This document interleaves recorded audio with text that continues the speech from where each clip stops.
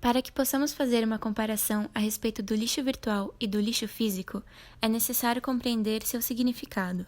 O lixo corresponde aos resíduos gerados pelas atividades humanas, que é considerado sem utilidade e que entrou em desuso. Sendo assim, é um fenômeno exclusivamente humano, uma vez que não existe na natureza. Pode ter várias origens. Dentre as principais estão os resíduos domésticos, sólido urbano, industrial, hospitalar e nuclear, e como consequência tem diferentes formas de descarte. Após o período da primeira e segunda revolução industrial, houve um grande crescimento da população industrial e aumento significativo da população. Processo esse que teve um enorme incremento após a Segunda Guerra Mundial, em 1945, na qual ocorreu um aumento da quantidade de lixo e uma diversificação em sua composição, época na qual houve a terceira revolução industrial ou revolução técnico-científica. A partir dessa data, o mundo passou por intensas evoluções tecnológicas e científicas. Além disso, houve a dispersão de empresas transnacionais pelo mundo, e essas incentivaram o consumo em massa, lançando produtos e atrativos aos consumidores, tendo o lucro como objetivo. Nesse sentido, as atividades que mais se destacam no mercado estão vinculadas à produção de computadores, softwares, microeletrônica e internet. Esse novo cenário abre espaço para o surgimento de mais dois tipos de lixo, eletrônico e virtual. Estes ainda causam muito problema nos dias atuais. O lixo eletrônico teve uma produção de 44,7 milhões de toneladas em 2016, sendo apenas 20% equipamentos descartados após o descarte. Os equipamentos descartados, materiais com baterias e plugs, como televisões, painéis solares, celulares e computadores, pesam juntos cerca de 9 grandes pirâmides de Gizé, ou, se preferir, 4,5 mil torres Eiffel. O lixo é suficiente para formar uma linha entre Nova York e Bangkok, ida e volta. O lixo eletrônico faz parte do lixo físico. O Brasil produz 64 milhões de toneladas de lixo diariamente, sendo que 24 milhões são descartados de maneira inadequada.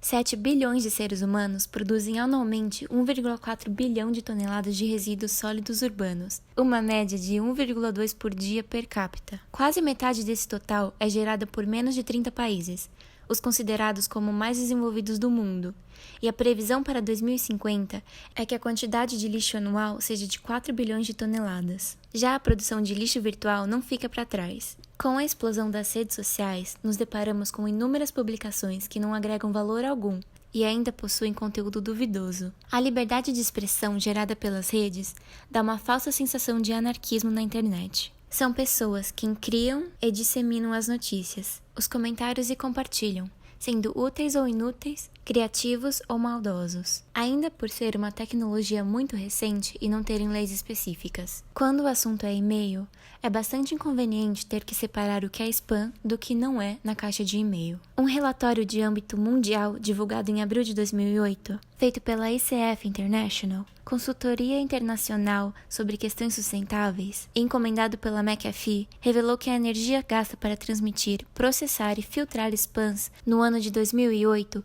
chegou a 33 bilhões de kWh, equivalente ao consumo energético de 2,4 milhões de casas nos Estados Unidos. Para produzir essa quantidade de energia seria necessário, por exemplo, que a usina hidrelétrica da Ilha Solteira, em São Paulo, utilizasse o mesmo volume de água que flui pelas cataratas do Iguaçu durante 6 anos. O Brasil sendo naquela época o segundo maior gerador de spams na rede mundial de computadores. Em 2012, quando a quantidade de spams nos e-mails criava inúmeros estudos, Zuckerberg, por meio de cálculos, chegou à conclusão que, em 10 anos, a quantidade de lixo virtual compartilhada em todo o mundo deveria ser 1000 vezes maior do que daquela época. Em 2014, a Diretoria de Análise de Políticas Públicas da Fundação Getúlio Vargas, parceria do Globo no monitoramento de redes, desenvolveu mecanismos próprios de filtragem, identificou ao menos 25% de lixo online, em pesquisas feitas em apenas 2 semanas. Em monitoramento ainda bruto de dados sobre segurança, detectaram cerca de 1/4 de conteúdo proveniente de robôs,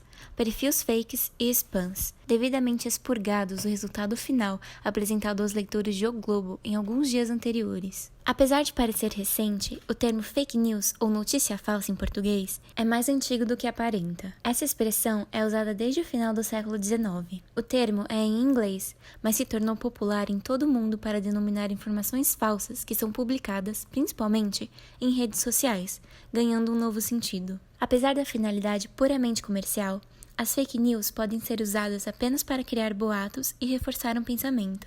por meio de mentiras e da disseminação do ódio. Dessa maneira, prejudicam-se pessoas comuns, celebridades, políticos e empresas. Qualquer tipo de informação falsa, da mais simples à mais descabida, induz as pessoas ao erro. Em vários casos, a notícia contém uma informação falsa cercada de outras verdadeiras. É principalmente nessas situações que estão escondidos os perigos das fake news, e suas consequências podem ser desastrosas. Uma pesquisa do IPSOS, de dezembro de 2017, colocou o Brasil como o segundo país em ignorância sobre a realidade, apenas perdendo para a África do Sul. Hoje, o Brasil aparece em terceiro no ranking de maior exposição a notícias falsas, segundo a Forbes, com 35%, perdendo apenas para a Turquia e os Estados Unidos. Em 2017, na web, 12 milhões de usuários difundiram fake news políticas no Brasil, de acordo com o levantamento do Grupo de Pesquisas em Políticas Públicas para Acesso à Informação, da Universidade de São Paulo. É muito difícil ter um controle de quanto lixo virtual existe hoje em dia, pela facilidade de disseminação na internet e por ser um número absurdo.